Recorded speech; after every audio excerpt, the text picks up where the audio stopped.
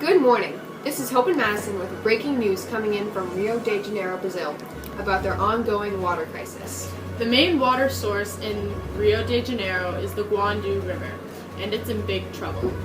The river is becoming heavily polluted, filled with everything from raw sewage to industrial waste, putting people's lives in danger.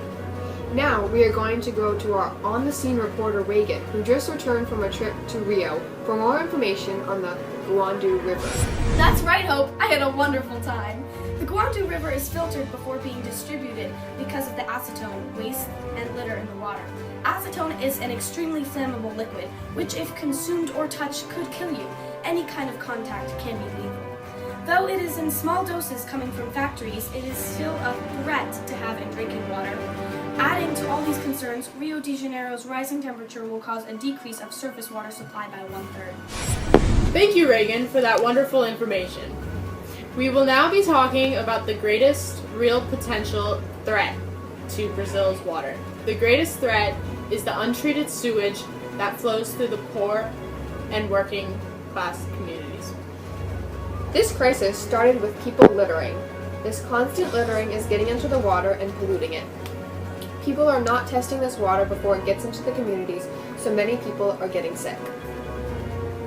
Back to Reagan with some insight on how this is impacting the country.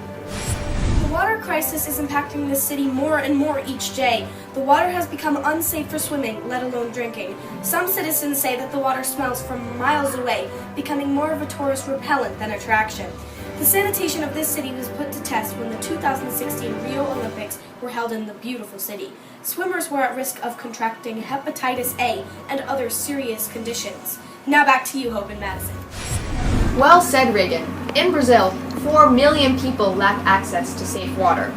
And in the environment, Brazil's water sources have dropped by half, and fishermen have noticed a steady decrease in marine life.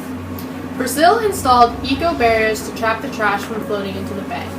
But the barriers were not only ineffective, they were also inconveniencing poor and disenfranchised fishing communities around the city. This crisis needs to be stopped, and this is how. Brazil needs to upgrade their filtration plant and start educating the citizens on proper disposal of waste and litter. That's all for the morning news. Thanks for watching. We'll be back next week.